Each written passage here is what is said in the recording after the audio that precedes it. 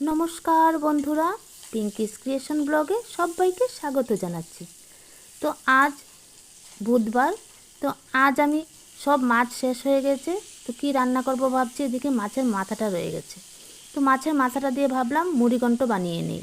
তো মুড়িঘণ্ট বানাতে গেলে মাছের মাথাটাকে ভালো করে ভেজে নিতে হয়, আর ভালো করে না ভাজলে একটা কাঁচা গন্ধ থাকে। তো ভালো করে ভেজে নিয়ে তারপর বসিয়ে দিয়েছি চুলাতে কড়াই, আর কড়াই বসিয়ে কড়াই গরম হয়ে গেলে তার মধ্যে সর্ষের তেল দিয়ে দিচ্ছি। আর সর্ষের তেল দেওয়ার পর এর মধ্যে দিয়ে দেব ঘি। ঘিটা গলানো না, তাই এখানে কম মনে হচ্ছে, কিন্তু গলিয়ে নিলে 2 চামচ হবে। যাই হোক, তারপর দিলাম তেজপাতা আর শুকনো লঙ্কা। তো তেজপাতা আর শুকনো লঙ্কা কালারটা চেঞ্জ হয়ে গেলে এর মধ্যে দিয়ে দিলাম 3টা এলাচ আর 3টে লবঙ্গ। তারপর দিয়ে দিলাম জিরা ফোড়ন। মুড়িঘণ্ট রান্নাতে অনেকে পেঁয়াজ রসুন ব্যবহার করে, আমি পেঁয়াজ রসুন দেব না, আমি এইভাবেই রান্না করব পেঁয়াজ রসুন ছাড়া। এখন আমি 2টো বড় সাইজের আলু কেটে ধুয়ে রেখেছিলাম ডুমো ডুমো করে, তো আলুগুলোও দিয়ে দিলাম। তার মধ্যে পরিমাণ মতো নুন হলুদ দিয়ে একটু সময় নেড়ে চেড়ে 2-3 মিনিটের মতো ঢেকে রাখবো একটু সেদ্ধ হওয়ার জন্য। 2-3 মিনিট মিডিয়াম স্টিমে রেখে ঢাকা দিয়ে রাখবো, আর 2-3 মিনিট পর ঢাকাটা উঠিয়ে ফেলবো। তো উঠিয়ে নিয়েছি। এবার আলুগুলো দেখো একটু হলুদ কালারের হয়ে গেছে, কালার চেঞ্জ হয়েছে।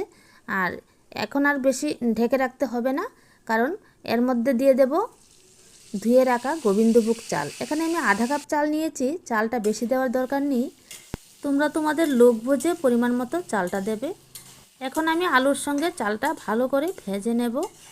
আর চালটা ভালো করে ভাজা ভাজা করতে হবে, না হলে মুড়িঘণ্টটার টেস্ট আসবে না।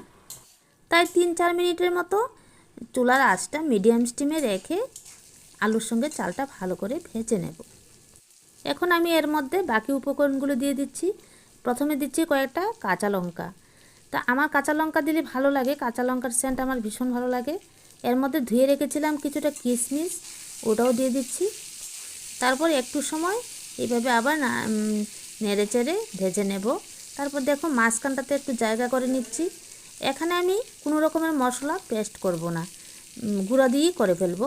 তো এর জন্য আমি আধা চামচ জিরা পাউডার, আধা চামচ ধনে পাউডার এবং লঙ্কা পাউডার একটা বাটির মধ্যে গুলে রেখেছিলাম জল দিয়ে, তো এটা দিয়ে দিচ্ছি।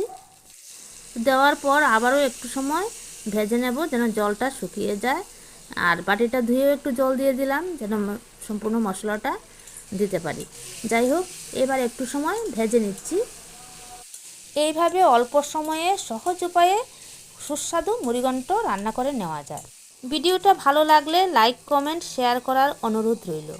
এখন আমি এর মধ্যে দিয়ে দেব সামান্য গরম মশলার গুঁড়া। প্রথমে আমি এর মধ্যে এলাচ আর লবঙ্গ দিয়েছিলাম, দারুচিনি ছিল না আমার কাছে, তো তোমরা অবশ্যই দারুচিনি দেবে, আর তাই গরম মশলাটা একটু কম দিলাম। এদিকে মাছের মাথাটাকে আমি ভেজে একটু ভেঙে ভেঙে দিয়েছিলাম, এবার মাছের মাথাটাও এর মধ্যে দিয়ে দিলাম।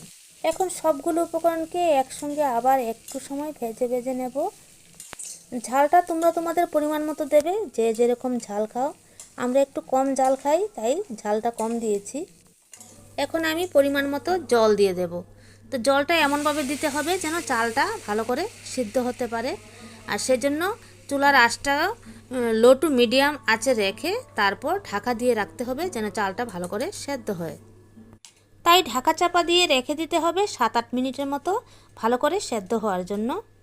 কিন্তু ঢাকা দেওয়ার পর মনে হলো আমি একটা জিনিস ভুল করে ফেলেছি, মানে এটাতে চিনি দেইনি। তো কিশমিশ যেহেতু দিয়েছিলাম আগে, তো চিনিটা এখানে মাত্র ছোটো চামচ দিয়ে 1 চামচ দিয়েছি।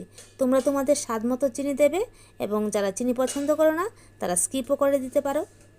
আর নুনটাও তোমরা তোমাদের স্বাদ মতো দেবে, আমি আগে দিয়ে দিয়েছি তাই আর পরে দেওয়ার প্রয়োজন নেই।